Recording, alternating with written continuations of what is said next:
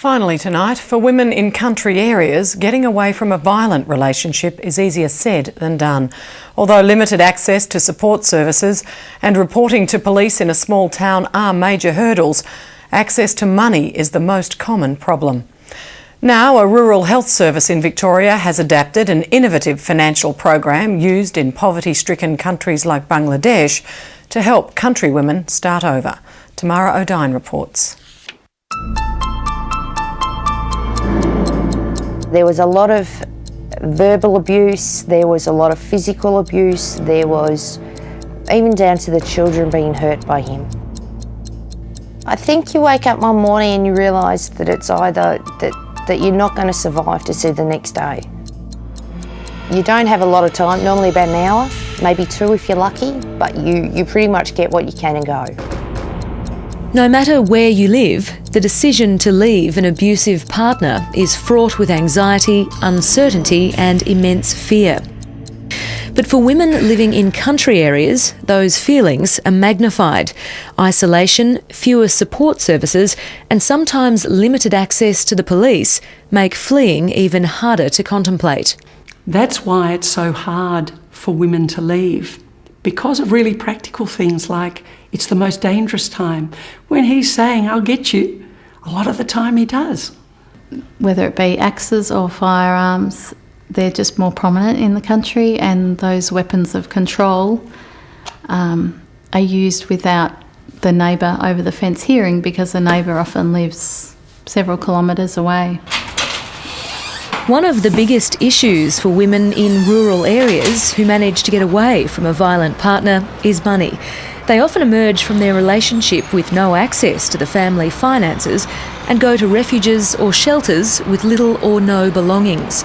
By the end of this year, a new financial assistance program will have been launched in the northeastern Victorian town of Wangaratta to help women right across the Hume region break away from violent relationships. Women's Health Goulburn North East has set up a no-interest loan scheme based on the concept of microcredit. The majority of these women, especially those leaving domestic violence, have had their finances controlled to the T right from the start of relationships and have no credit card, have no joint bank account, anything like that. So their ability to walk into a bank is absolutely zero. Sally and her children recently escaped an abusive relationship and can't be identified for safety reasons. In the past month, Sally has been accepted into a no-interest loan scheme, or NILS. The NILS program opened doors for me that changed my life, that helped me re-establish who we are as people and re-establish the confidence as a mother that I could achieve things that financially I knew I couldn't do. There are 50 NILS programs in Victoria which loan small amounts of up to $1,200 for essential household goods like fridges, washing machines and cooking items. This fridge here will fit into your kitchen nicely, and this has all the features. The system works on the idea of circular credit, so that when a loan is repaid, the money goes to someone else who needs it.